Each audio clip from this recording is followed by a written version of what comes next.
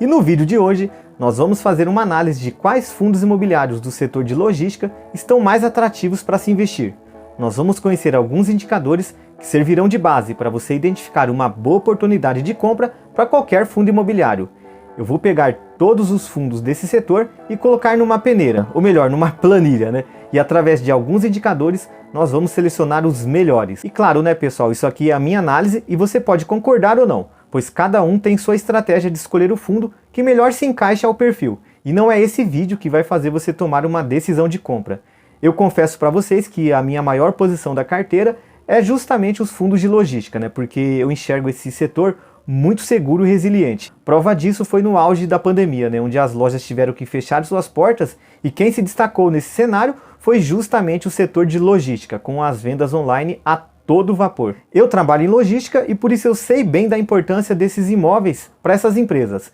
Eles precisam ser bem estruturados e localizados em pontos estratégicos para que a mercadoria chegue ao menor tempo possível nas lojas e no próprio cliente. O foco principal da Magazine Luiza, Mercado Livre, Amazon, Casas Bahia, Lojas Renner, entre outras, é vender produtos. É nisso que elas são especializadas e por isso elas preferem morar de aluguel nesses imóveis para evitar toda a burocracia e focar em suas especialidades. E para atender essa demanda, os fundos imobiliários adquirem esses gigantes centros logísticos e alugam para essas empresas colocarem seus produtos lá dentro, para que assim façam aí as suas mágicas, né, de entregar a sua compra, muitas vezes em menos de 24 horas, pessoal. Esses dias aí eu lembro que eu comprei uma maquininha de cortar cabelo no Mercado Livre e, cara, chegou no mesmo dia. É um negócio incrível aí o que essas empresas estão fazendo, né? E isso graças aos galpões logísticos em pontos estratégicos. Então vamos lá, gente, olha só. Aqui estão praticamente todos os fundos imobiliários do setor de logística. São 19 fundos no total. E caso você tenha interesse de colocar esse setor na carteira, que você estude bastante, né, para que você escolha aquele mais adequado à sua estratégia, né? Lembre-se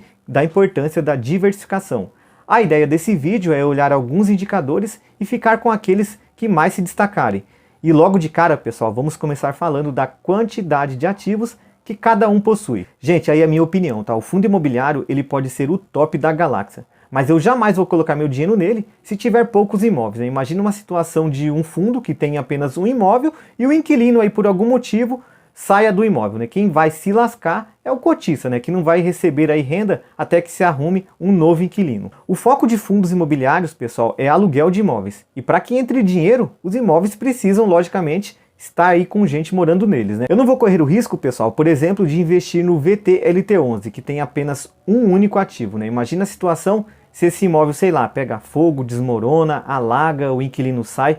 Como é que esse fundo fica, né, sendo dependente aí apenas de um imóvel? Então, pessoal, para a gente não correr esse risco, nós vamos começar eliminando aqui fundos que possuem poucos imóveis. Vamos então aqui eliminar esses fundos, né, que possuem de 1 até 5 ativos.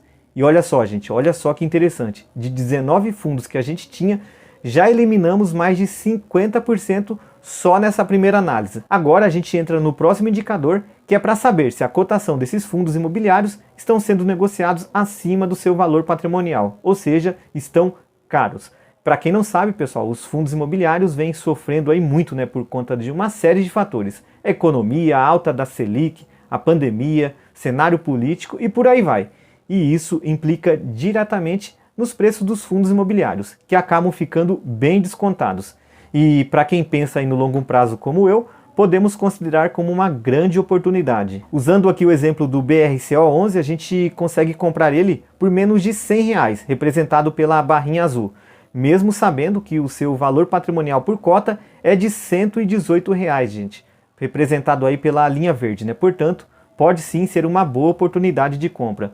Olhando aqui no gráfico, né, tudo que estiver abaixo dessa linha verde é o fundo que está descontado, né? Aqui a cotação e aqui o valor patrimonial por cota. E com essa relação a gente chega no indicador P sobre VP, preço dividido pelo valor patrimonial. E a gente vê, pessoal, que a maioria estão descontados, né? Porém, ainda assim, tem alguns que estão aí sendo negociados acima do seu valor patrimonial, estão caros. Para essa análise, nós vamos eliminar justamente esses que estão com o seu P sobre VP acima de 1. E então quer dizer que esses fundos com P sobre VP acima de 1 são ruins?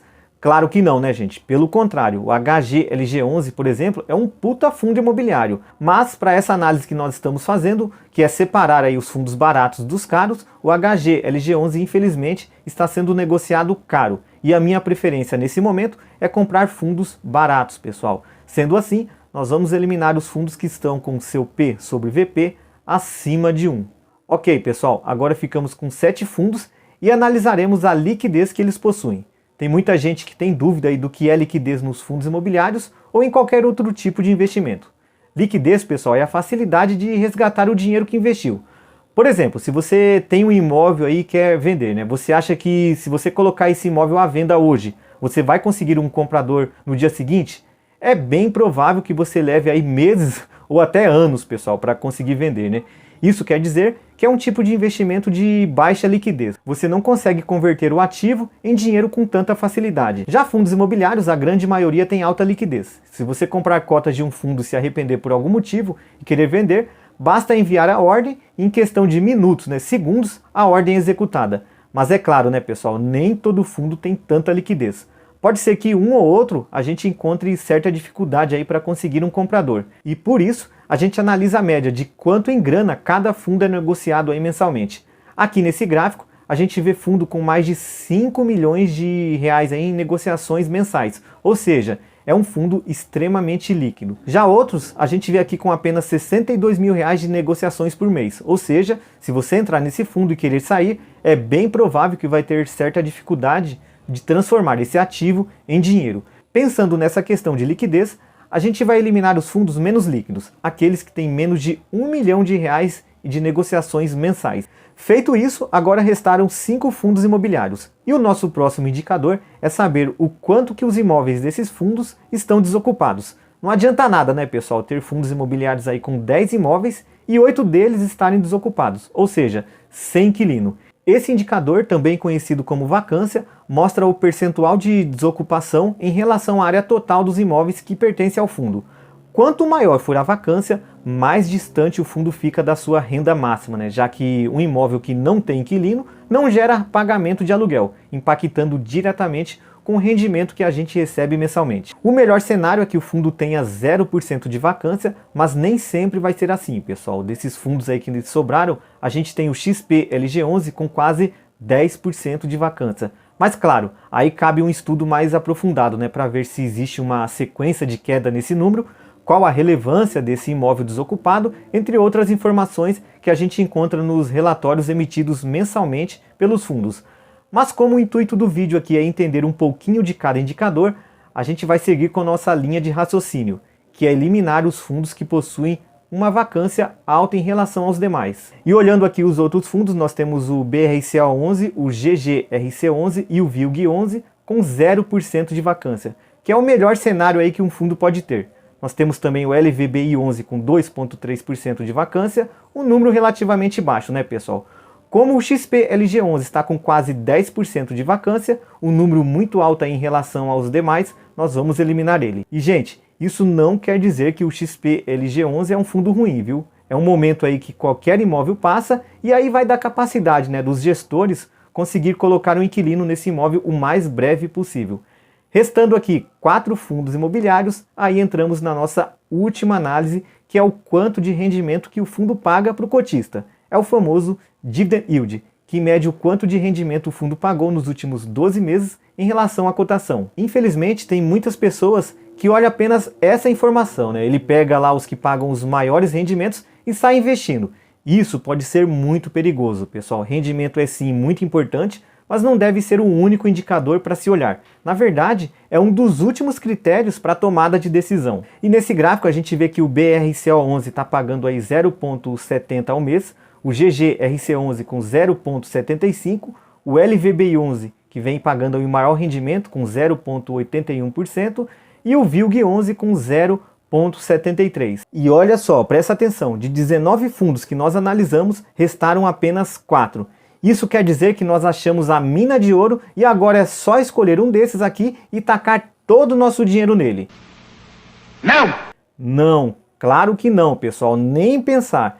Vimos aqui uma pequena parte desse universo e agora vai de você ler os relatórios que esses fundos emitem mensalmente, entender se esses imóveis estão bem localizados, quem são seus gestores, quem são seus inquilinos, o tipo de cada contrato, entre outras várias informações. Por isso, reserve um tempinho do seu dia e leia os relatórios. E olha só, dependendo da sua visão e estratégia, pode ser que um fundo desses que eu eliminei com base nos indicadores que nós vimos seja bem mais atrativo do que esses aí que eu julguei ser os melhores. E tá tudo bem, pessoal, porque como eu sempre falo aqui no canal, não existe o melhor e nem o pior fundo imobiliário, mas sim aquele que você acredita. O que eu quis passar aqui foi o entendimento de alguns indicadores e o que vai fazer a total diferença entre o fracasso e o sucesso é o seu esforço em estudar bastante antes de tomar qualquer decisão. Eu te aguardo para o próximo vídeo.